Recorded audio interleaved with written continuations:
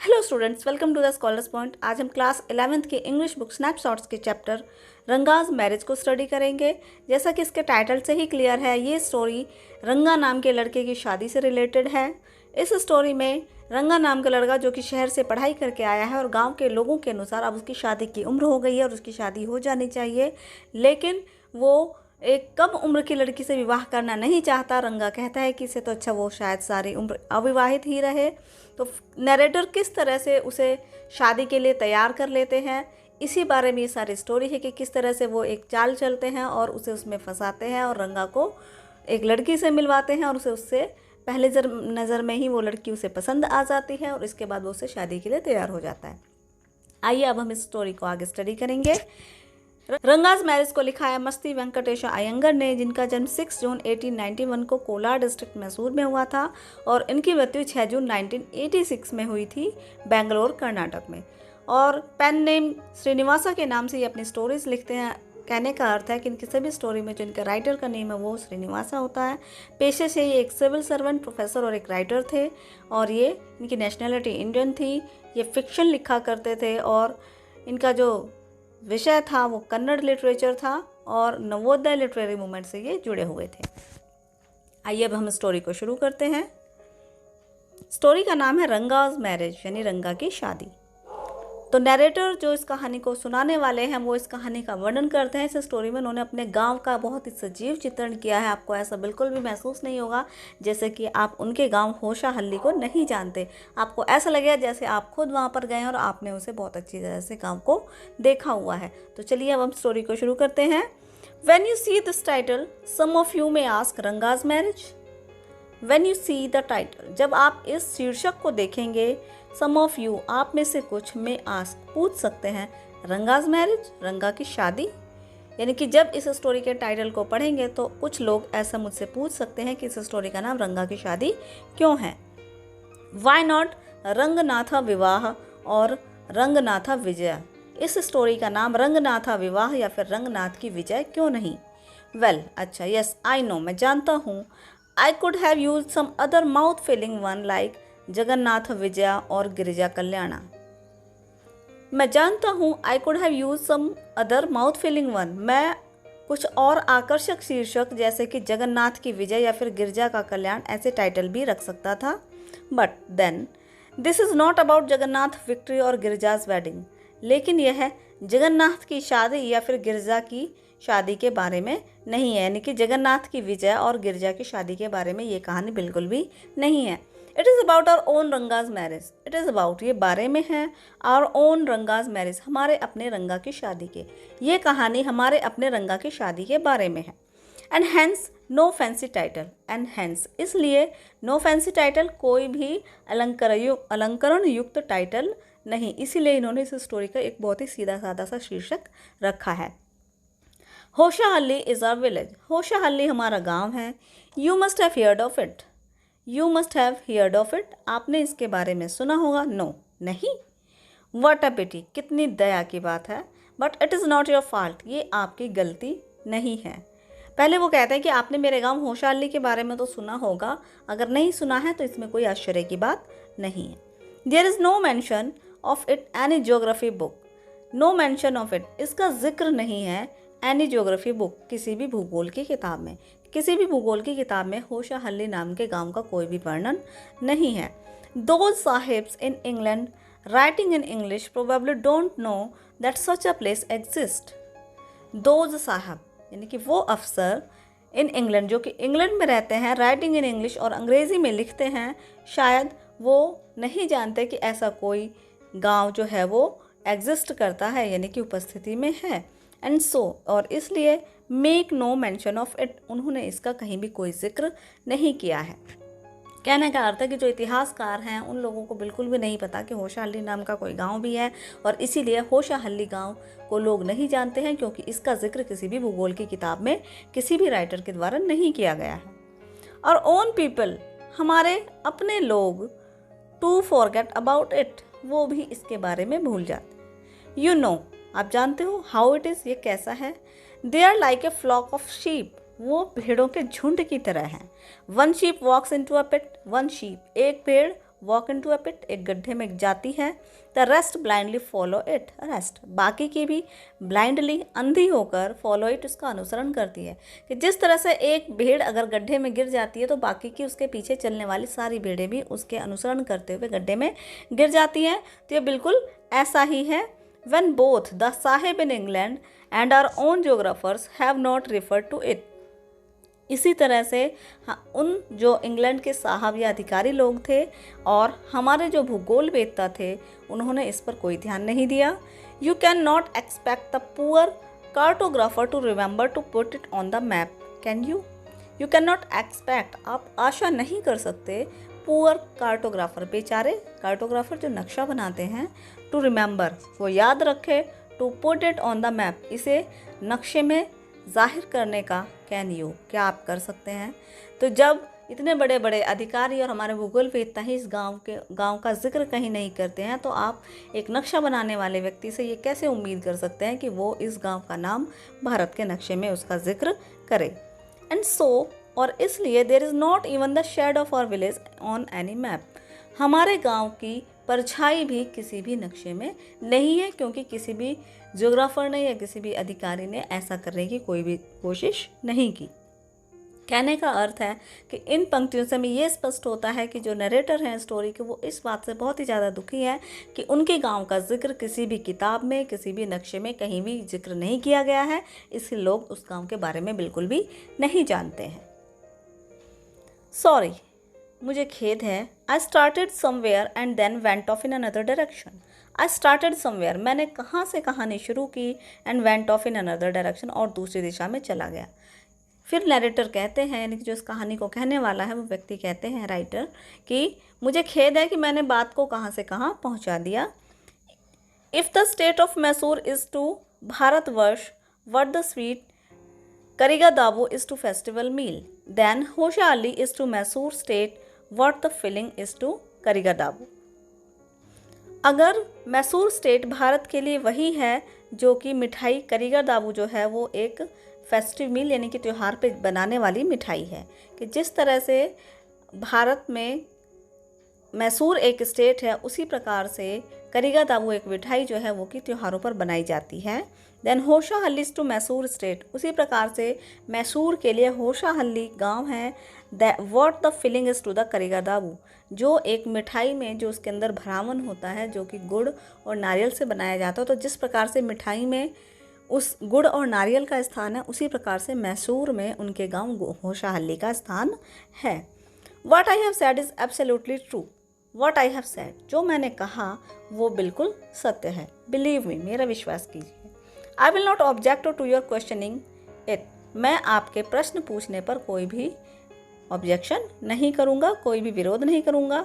But I will stick to my opinion, मैं अपने विचार पर अडिग रहूँगा। कहने का अर्थ है कि इन पंक्तियों में जो नरेटर हैं वो अपने गाँव को मैसूर के लिए बहुत ही महत्वपूर्ण मानते हैं।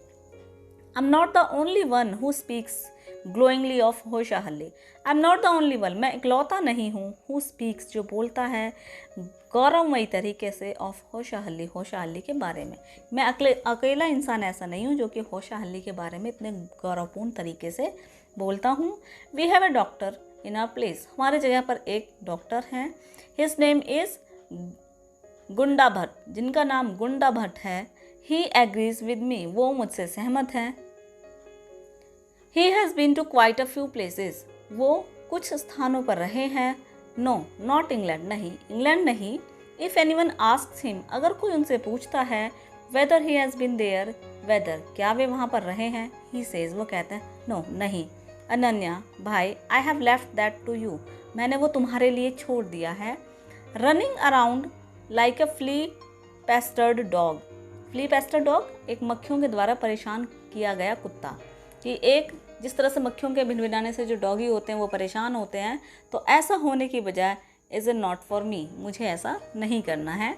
आई have seen a few places in my time, मैंने अपने समय में कुछ जगहें देखी हैं।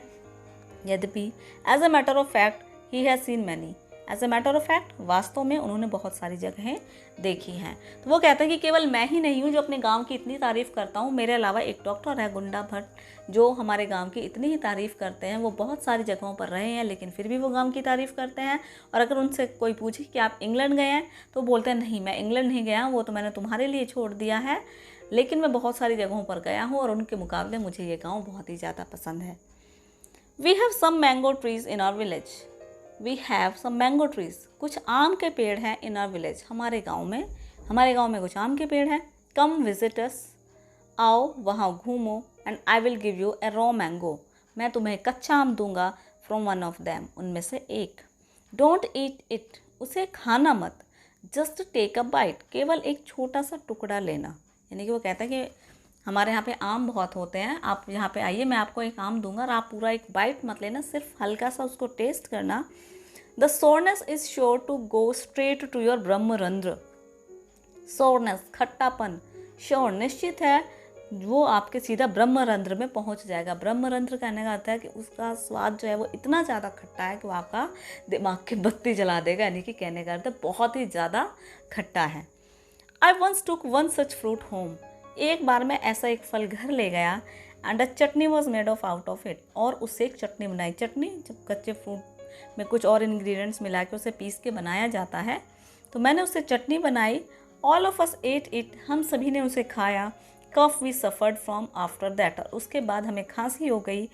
It was when I went for the cough medicine, ये तब हुआ जब मैं खांसी की दवाई लेने गया। That the doctor told me, तो डॉक्टर ने मुझे बताया about the special quality of the fruit, उस फल के खास गुण के बारे में। कि मुझे पहले ये पता नहीं था कि ऐसा कुछ होता है कि जब वो उस खास आम को घर लेके गए, उन्होंने उसकी चटनी बनाई, सभी ने उसे खाया और सबको खांसी हो गई। तो जब वो डॉक्टर के पास गए तब डॉक्टर ने उन्हें बताया कि ये उस खास आम को खाने की वजह से ऐसा हुआ है। Just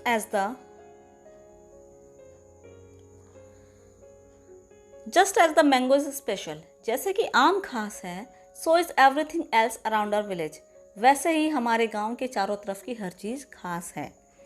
we have a creeper growing in the ever so fine water of the village pond. We have a creeper, हमारे यहाँ एक बेल है, ग्रोइंग जो बढ़ती है, so fine water of the village pond, गांव के तालाब के साफ पानी में। कि हमारे यहाँ पर एक बेल है जो गांव के तालाब के साफ पानी में बढ़ती है।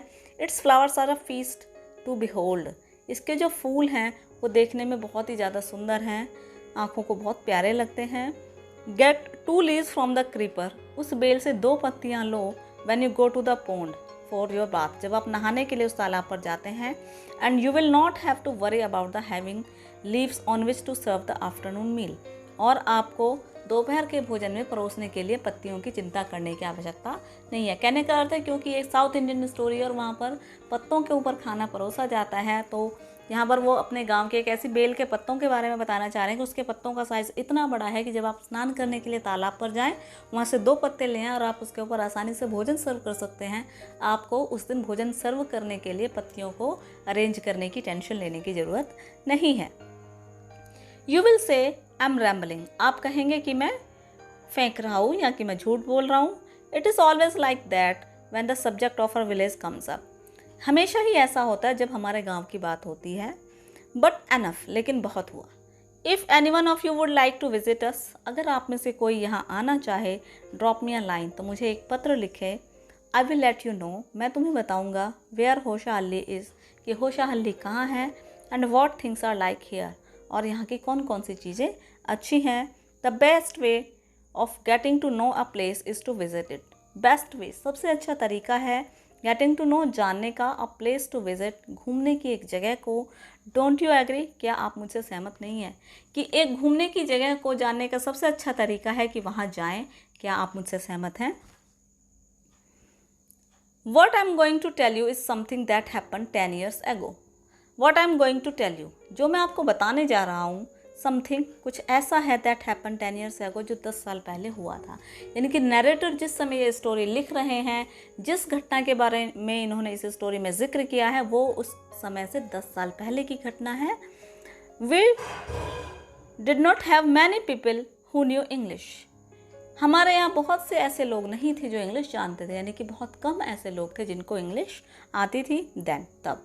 और village accountants was the first, हमारे गांव के अकाउंटेंट का first one who had enough courage to send his son to Bangalore to study, यानी कि उनके गांव के जो अकाउंटेंट थे वो पहले व्यक्ति थे जिन्होंने काफ़ी हिम्मत की अपने बेटों को बेंगलोर पढ़ने के लिए भेजने की।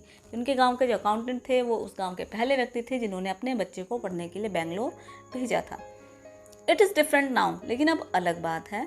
There are many who know English, अब बहुत से लोग ऐसे हैं जो इंग्लिश जानते हैं। ड्यूरिंग द हॉलीडेज, छुट्टियों के दौरान, you come across them on every street, आप हर गली में उनसे मिल सकते हैं। टॉकिंग इन इंग्लिश, इंग्लिश में बातें करते हुए। दोज डेज, उन दिनों, we did not speak in English, हम इंग्लिश में बातें नहीं करते थे। Nor did we bring in English words while talking in Kannada, ना ही हम कन्नड़ में बातें करते समय इंग्लिश के शब्दों का प्रयोग करते थे। What has happened is disgraceful, जो हुआ है वो बहुत ही अपमानजनक है। बिलीव मी, मेरा विश्वास करो। यह कहने का अर्थ है जो राइटर है वो अपनी भाषा में बात करने में गर्व महसूस करते थे, लेकिन अब जिस समय ये स्टोरी लिखी गई है उस समय काफ़ी लोग कन्नड़ भाषा में बात करते समय भी इंग्लिश के वर्डों का प्रयोग करते थे, तो इसलिए उन्हें ऐसा लगता है जो अब हो रहा है वो बहुत ही सही नहीं हो रहा है। द अदर डे, दूसरे दिन, I was in Ramarao house, मैं रामाराव के घर में था। When they bought a bundle of firewood, जब उन्होंने फायरवुड यानी कि ईंधन के लिए एक बंडल लकड़ी का मंगाया। रामाराव सन केम, रामाराव का बेटा बाहर आया। टू पे फॉर इट, उसके लिए पैसे चुकाने के लिए, यानी कि लकड़ी का एक बंडल उन्होंने मंगाया था किसी से, तो उसके पैसे देने के लिए उनका बेटा बाहर आया। ही आस्क्ड द वुमन, उसने महिला से पूछा, how much should I give you, how much, कितना अधिक, शुड आई गिव यू, मुझे आपको देना चाहिए, यानी कि कहने का अर्थ है कि जो लकड़ी उन्होंने ली है उसकी कीमत कितनी है, तो वो उससे पूछते हैं कि इसके लिए मुझे आपको कितने पैसे देने हैं। 4 पाइस, यानी कि 4 पैसे। शी सेड, उसने कहा। द बॉय टोल्ड हर, लड़के ने उन्हें बताया। ही did not have any change, कि उसके पास कोई चेंज नहीं है। अब ये जो चेंज है ये इंग्लिश का वर्ड था उस समय किसी को इंग्लिश आती नहीं थी। And ask her to come the next morning, और उसे अगली सुबह आने के लिए कहा। तो जब महिला ने कहा कि इसकी कीमत 4 पैसे है, तो उस लड़के ने कहा कि मेरे पास चेंज नहीं है, कृपया आप सुबह आएँ। तो महिला को समझ नहीं आया कि ये चेंज क्या होता है। The poor woman did not understand the English word change, तो बेचारी महिला चेंज शब्द को नहीं समझ पाई। एंड वेंट अवे, चली गई। मटरिंग टू हर सेल्फ, अपने आप से बड़बड़ाते हुए, यानी कि बड़बड़ करते हुए वो वहाँ से चली गई। I too did not know, मैं भी नहीं जानता था। लेटर, बाद में, when I went to Ranga's house, जब मैं रंगा के घर गया। एंड आस्क्ड हिम, उससे पूछा। आई अंडरस्टूड, मैं समझ गया। व्हाट इट मीन्ट, कि इसका क्या मतलब होता है। This priceless commodity, the English language, was not so widespread in our village a decade ago. This priceless commodity, priceless means बेशकीमती, ये बेशकीमती वस्तु, इंग्लिश भाषा जो है वो widespread, इतना ज़्यादा फैली हुई नहीं थी इन आवर विलेज, हमारे गांव में। ए डिकेड एगो, 10 साल पहले, 10 साल पहले जो इंग्लिश भाषा है इसका हमारे गांव में प्रचलन नहीं था। दैट वॉज वाई, यही कारण है। Ranga's home coming was a great event, रंगा की घर वापसी एक बहुत ही बड़ी घटना थी। People rush to his doorstep, लोग उसके दरवाजे पर जाते थे। अनाउंसिंग, कहते हुए, the accountant son has come, कि अकाउंटेंट का बेटा आ गया है। The boy who had gone to Bangalore for his studies is here, the boy, लड़का, who had gone to Bangalore, जो बेंगलोर गया था, फॉर हिज स्टडीज़, अपने पढ़ाई के लिए। इज़ हेयर, आ गया है। इट सीम्स, ऐसा लगता है। तो क्योंकि वो पहली बार वो लड़का था जो कि घर से बाहर पढ़ाई करने के लिए गया था, अब वो छुट्टियों में वापस आया था, तो उसके गांव के लोगों के लिए बहुत बड़ी बात थी कि वो लड़का जो पढ़ाई करने बाहर गया था वो वापस आया। इसीलिए जब वो वापस आया तो लोग भीड़ बनाकर उसके घर उसे देखने के लिए जा रहे थे कि वही लड़का वापस आ गया जो पढ़ने के लिए बाहर गया हुआ था। कम रंगा इज़ हेयर, आओ रंगा यहाँ है। लेट्स गो, चलें। एंड हैव अ लुक, और देखें, यानी कि उसको देखने के लिए लोगों की भीड़ लग गई थी। अट्रैक्टेड बाय द क्राउड, भीड़ से आकर्षित हुआ। आई टू वेंट, मैं भी गया, यानी कि जो नरेटर हैं स्टोरी के श्रीनिवासा वो भी गए। And stood in the court yard and asked, और आंगन में खड़ा हो गया और पूछा, why have all this people come, इतने सारे लोग या ये सभी लोग क्यों आए हैं। There is no performance monkey here, यहाँ पर कोई बंदर की परफॉर्मेंस यानी बंदर का नाच नहीं हो रहा है, कोई मदारी नहीं आया है। तो ये कहते हैं कि जब उन्होंने इतने सारे लोगों को उसके घर की तरफ आते हुए देखा तो ये भी आए और इन्होंने लोगों से कहा कि यहाँ कोई मदारी का कोई करतब नहीं हो रहा है जिसे देखने के लिए इतने लोग यहाँ पर आए हैं। अ बॉय, एक लड़का, a fellow without any brain, बिना दिमाग का एक व्यक्ति, said loud enough for anyone to hear, उसने इतनी तेजी से कहा कि हर किसी ने सुना। What are you doing here then, फिर तुम यहाँ क्या कर रहे हो? यानी कि जब वो कहता है यहाँ कोई मदारी का नाच नहीं हो रहा है कि तुम लोग यहाँ पे आए हुए हैं, तो कहता है कि नहीं हो रहा है तो फिर तुम क्या करने के लिए आए हो यहाँ पे? और उसने ये इतनी ज़ोर से कहा था कि वहाँ उपस्थित सभी लोगों ने उसे सुन लिया था। A youngster, immature and without any manners, thinking that all these things were now of the past, I kept quiet. A youngster, एक युवा, इमेच्योर, असभ्य, विदाउट एनी मैनर्स, जिसे कोई भी मैनर्स नहीं थे, एक ऐसे युवा के द्वारा इस तरह की बात बोलने को लेखक ने thinking all that this things were now of past, ये तो अब बीते हुए समय की बात हो गई है, मैं चुप रहा। यानी कि उसने कह दिया, चलो बोल दिया कोई बात नहीं, क्यों बहस करनी किसी से। तो राइटर जो थे उस लड़के के ऐसा करने पर उन्हें बुरा तो बहुत लगा, लेकिन उन्होंने कुछ भी नहीं कहा और वो चुप रहे। Seeing so many people there, seeing देखते हुए, सो मैनी पीपल देयर इतने सारे लोगों को वहाँ पर, रंगा केम आउट, रंगा बाहर आया with a smile on his face, अपने चेहरे पर एक मुस्कुराहट के साथ। इतने सारे लोगों को वहाँ पर आया हुआ देखकर रंगा मुस्कुराहट के साथ वहाँ पर आया। Had we all gone inside, क्या हम सभी अंदर चले? The place would have turned into what people call the black hole of Calcutta, तो वो जो जगह थी वो कलकत्ता के ब्लैक होल में तब्दील हो चुकी थी, यानी कि बहुत ज़्यादा भीड़ हो चुकी थी कि वहाँ बिल्कुल भी जगह नहीं थी। Thank God it did not, भगवान का शुक्र है कि ऐसा नहीं है। Everyone was surprise to see, प्रत्येक व्यक्ति आश्चर्यचकित था देखकर, that Ranga was the same as he had been 6 months ago, कि रंगा बिल्कुल वैसा ही है जैसा वो 6 महीने पहले था। क्योंकि सीरियसली 6 महीने में कुछ भी चेंज नहीं होता है एक इंसान के अंदर, लेकिन उनके लिए क्योंकि वो शहर पढ़ने के लिए गया था और वापस आया था, तो उसमें कुछ अलग है या नहीं है ये कंफर्म करने के लिए लोग वहाँ पर आ रहे थे।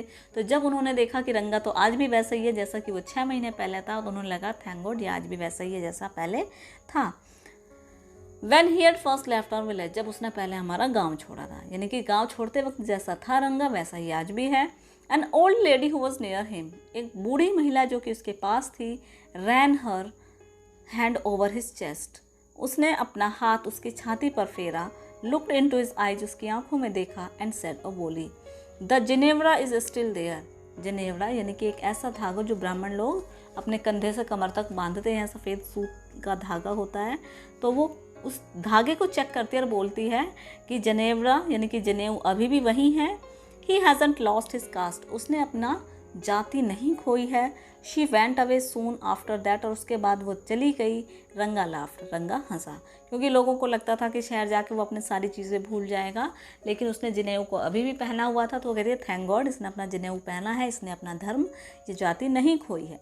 Once they realise that Ranga still had the same hands, once एक बार जब उन्होंने अनुभव कर लिया कि रंगा के अभी भी वही हाथ है, लेग्स, पैर, आइज, आँखें एंड नोज, नाक, द क्राउड मेल्टेड अवे, तो भीड़ वहाँ से चली गई। Like a lump of sugar in a child's mouth, जैसे कि चीनी बच्चे के मुंह में घुल जाती है। कि जब एक बार लोगों को ये यकीन हो गया कि रंगा के अभी भी पहले के जैसा ही आँख, कान और पैर, हाथ हैं, जिस तरह से चीनी एक बच्चे के मुंह में घुल जाती है, उस तरह से जो लोगों की भीड़ थी वो भी वहाँ से चली गई। I continue to stand there, मैं वहाँ खड़ा रहा। After any one had gone, सबके जाने के बाद भी। आई आस्क्ड, मैंने पूछा, how are you Rangappa, Rangappa तुम कैसे हो? रंगप्पा रंगा का ही फुल नेम है। Is everything well with you, क्या सब ठीक है? It was only then that Ranga noticed me, तब जाके रंगा ने मुझे नोटिस किया, मेरे ऊपर ध्यान दिया, क्योंकि भीड़ इतनी ज़्यादा थी पता नहीं चल रहा था कौन खड़ा है कौन नहीं खड़ा है। तो जब सारी भीड़ चली गई तो नरेटर तब भी वहीं पे खड़े हुए थे। जब सबके जाने के बाद उन्होंने रंगा से पूछा कि रंगा तुम कैसे हो, सब ठीक है? तब जाके रंगा ने उन पर ध्यान दिया। ही केम नियर मी, वो मेरे पास आया, एंड डिड ए नमस्कार रेस्पेक्टफुली, और उसने आदरपूर्वक नमस्कार किया, saying I am all right with your blessing, कि मैं आपके आशीर्वाद से बिल्कुल ठीक हूँ। I must draw your attention to this aspect of Ranga's character. I must draw your attention. मुझे आपका ध्यान आकर्षित करना चाहिए to this aspect of Ranga's character, Ranga के चरित्र की इस विशेषता की ओर। मुझे आपका ध्यान रंगा के चरित्र की इस विशेषता की ओर आकर्षित करना चाहिए। ही न्यू, वो जानता है, when it would be to his advantage to talk to someone and rightly assessed people's worth, कि वो जानता है कि लोगों से कब और कैसे क्या बात करनी है और किस इंसान की क्या कीमत है। ये चीज़ें रंगा को बहुत अच्छे से पता है। As for is namaskar to me, he did not do like any present day boy. As for is namaskar to me, मेरे लिए जो उसने नमस्कार किया था वो उसने आजकल के किसी भी लड़के की तरह से नहीं किया।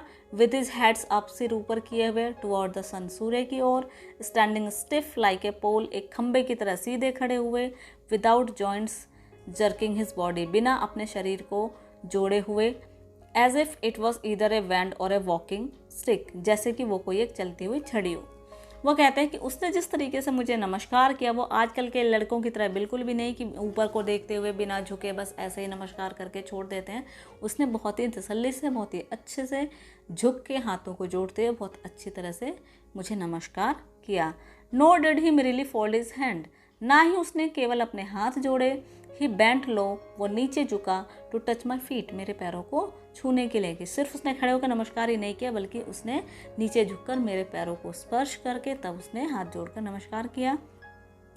May you get married soon, I said blessing him, मैंने उसे आविष्कार देते हुए कहा कि जल्दी ही तुम्हारी शादी हो। After exchanging a few pleasantries I left, after exchanging a few pleasantry हंसी मजाक, ये थोड़ी बहुत हंसी मजाक करने के बाद मैं वहाँ से चला गया। दैट आफ्टरनून, उस दोपहर को, व्हेन आई वॉज रेस्टिंग, जब मैं आराम कर रहा था, Ranga came to my house with a couple of oranges, तो रंगा 2 संतरों के साथ मेरे घर आया, इन हिज हैंड, अपने हाथ में लिए हुए। तो दोपहर को जब मैं आराम कर रहा था तो रंगा अपने हाथ में 2 संतरे लिए हुए मेरे घर पर आया। अ जेनरस कंसिडरेट फेलो, एक बहुत ही उदार साथी। It would be a fine thing to have him marry, settle down and be of service to society, I thought, तो मैंने सोचा it would be a fine thing, अच्छा होगा, टू हैव हिम मैरी, कि उसकी शादी करवा दी जाए, सेटल डाउन, उसे व्यवस्थित कर दिया जाए और वो समाज की सेवा करे।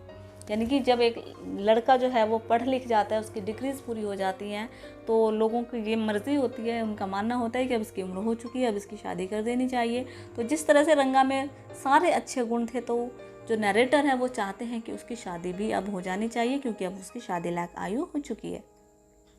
For a while we talked about this and that, for a while, थोड़ी देर तक हम लोगों ने इधर उधर की बातें की। Then I came to the point, फिर मैं मुद्दे की बात पर आया। Rangappa, when do you plan to get married, कि तुम शादी करने की योजना कब तक बना रहे हो। कि पहले तो वो इधर उधर की बातें करते रहे, फिर वो जो उनके मन में चल रहा था उन्होंने उस बारे में पूछा कि रंगा, फिर तुम शादी कब तक करना चाह रहे हो। I am not going to get married now, he said, उसने कहा मैं अभी शादी नहीं करना चाहता। वाई नॉट, क्यों नहीं। तो श्रीनिवासा कहते हैं कि आखिर तुम शादी क्यों नहीं करना चाहते। I need to find the right girl, मुझे एक सही लड़की को ढूंढने की आवश्यकता है। I know an officer who got married only 6 months एगो, मैं एक अधिकारी को जानता हूँ जिसने केवल 6 महीने पहले ही शादी की थी। ही इज़ अबाउट 30, वो 30 साल का है, एंड हिज वाइफ इज़ 25, और उसकी पत्नी 25 साल की है। आई एम टोल्ड, मुझे बताया गया, they will be able to talk lovingly to each other, कि वो एक दूसरे से प्यार से बातें कर सकते हैं। Let's say I married a very young girl, कि अगर मैं एक छोटी लड़की से, यानी कि बहुत ही छोटी लड़की से शादी करूं, she may take my words spoken in love as word spoken in anger, तो वो मेरे प्यार से बोले हुए शब्दों को गुस्से में बोले हुए शब्दों की जगह समझ सकती है। रिसेंटली, हाल ही में, a troupe in Bangalore stage the play Shakuntala, कि शकुंतला नामक नाटक को एक स्टेज परफॉर्मेंस बेंगलोर में एक समूह के द्वारा अभिनय किया गया। There is no question of Dushyant falling in love with Shakuntala, तो दुष्यंत के शकुंतला के प्रेम में पड़ने पर कोई भी सवाल नहीं उठाया जा सकता। इफ़ शी वर यंग, अगर वो छोटी होती, like the present day brides, आजकल की दुल्हनों की तरह, is there, what would be happen to Kalidas play, तो कालिदास के नाटक का क्या होता। If one gets married, it should be to a girl who is mature, अगर कोई व्यक्ति शादी करता है तो वो जिस लड़की से शादी करे वो मैच्योर होनी चाहिए, यानी कि समझदार होनी चाहिए। अदरवाइज अन्यथा one should remain A bachelor, एक आदमी को कुंवारा ही रहना चाहिए। That is why I am not marrying now, यही कारण है कि मैं अभी शादी नहीं कर रहा हूँ। क्योंकि ये उस समय की बात है जब बाल विवाह हुआ करते थे, लड़कियों की शादी छोटी उम्र में कर दी जाती थी। लड़कों की उम्र उनकी उपेक्षा थोड़ी बड़ी होती थी कि लड़कियां जो यूजुअली होती हैं 11, 12, 13, 14 साल की हुआ करती थी। तो इस चीज़ से रंगा जो था वो बहुत ही ज़्यादा खिलाफ था कि उसे लगता था कि जिससे भी आप शादी करने वाले हैं वो आपकी हम उम्र होनी चाहिए, आपकी बराबर की होनी चाहिए, जिससे कि आपकी अंडरस्टैंडिंग अच्छी हो सके। लेकिन क्योंकि वो एक गांव का रहने वाला था और गांव में लड़कियों की कम उम्र में ही शादी कर दी जाती थी, तो उसे भी ऐसा लगता था कि उसकी शादी भी किसी बहुत कम उम्र की लड़की से कर दी जाएगी जो उसकी बातों को अच्छे से नहीं समझ पाएगी। तो इसीलिए वो कहता है कि वो शादी नहीं करना चाहता, छोटी लड़की से शादी करने की बजाय तो कुंवारा रहना ही ज़्यादा पसंद करेगा। Is there any other reason, क्या कोई और कारण है? A man should marry a girl he admires, a man should marry, एक आदमी को शादी करनी चाहिए एक ऐसी लड़की से जिसकी वो तारीफ़ करता है, यानी कि जो उसे पसंद हो। What we have now are arranged marriage, और हमारे यहाँ जो होता है वो अरेंज मैरिज होती है। How can one admire a girl with milk stains on the one side of her face and wetness on the other, और so young that she doesn't even know how to bite her fingers। फिर रंगा कहता है कि एक आदमी को उस लड़की से शादी करनी चाहिए जिसकी वो तारीफ़ कर सके। और what we have now arrange marriages, और यहाँ पर जो होती है वो अरेंज मैरिज होती है, यानी कि जो घर वाले जिस लड़की को पसंद करते हैं उससे शादी की जाती है। और हम एक ऐसी लड़की की तारीफ़ कैसे कर सकते हैं जिसके एक गाल पर दूध के निशान हो और जबकि दूसरे गाल उसके आंसुओं से भीगे हुए हो, और वो इतनी छोटी हो कि उसे अपनी उंगलियां काटनी भी नहीं आती, यानी कि उसे नेल्स काटने भी नहीं आते हों। One a Neem fruit the other a bitter gourd, कि एक तो नीम का फल और ऊपर से कड़वा करेला। एग्जैक्टली, बिल्कुल ठीक, रंगा सैड लाफिंग, रंगा ने हंसते हुए कहा। यहाँ पर आप देखेंगे कि रंगा जो है वो उस समय के बाल विवाह का विरोध करता हुआ नजर आता है कि वो किसी भी छोटी उम्र की लड़की से शादी करना नहीं चाहता, लेकिन उनके समाज में उस समय बाल विवाह का ही प्रचलन था। It was distressed that the boy who I thought would make a good husband had decided to remain a bachelor. It was distressed, ये चिंता का विषय था कि लड़का जिसको मैं सोचता था कि वो एक अच्छा पति बनेगा, उसने कुंवारा रहने का फैसला कर लिया। After chatting for a little longer, after chatting, बात करने के बाद, लिटिल लॉन्गर, थोड़ा सा और, रंगा लेफ्ट, रंगा चला गया। I made up my mind, मैंने फैसला कर लिया, राइट देन, बिल्कुल तभी, that I would get him married, कि मैं उसकी शादी कराऊंगा। कि जब वो एक इतना अच्छा लड़का है, इतना पढ़ा लिखा और समझदार लड़का है, और वो किसी और वजह से शादी नहीं करना चाहता, तो उस समय जो नरेटर है श्रीनिवासा, वो ये फैसला कर लेते हैं कि मैं इस लड़के की शादी ज़रूर करवाऊंगा। Ramarao's niece, a pretty girl of 11, had come to stay with him. Rama Rao की नीस यानी कि भतीजी, एक सुंदर लड़की 11 साल की, जो कि उनके साथ रहने के लिए आई थी। She was from a big town, वो एक बड़े कस्बे से थी। So she knew how to play the Veena and harmonium, इसलिए वो वीणा और हारमोनियम बजाना जानती थी। She also had a sweet voice, उसकी मीठी आवाज़ थी। Both her parents had died, उसके माता पिता मर चुके थे। And her uncle had brought her home, और उसके चाचा उसे घर ले आए थे। रंगा was just the boy for her, रंगा उसके लिए बिल्कुल सही लड़का था।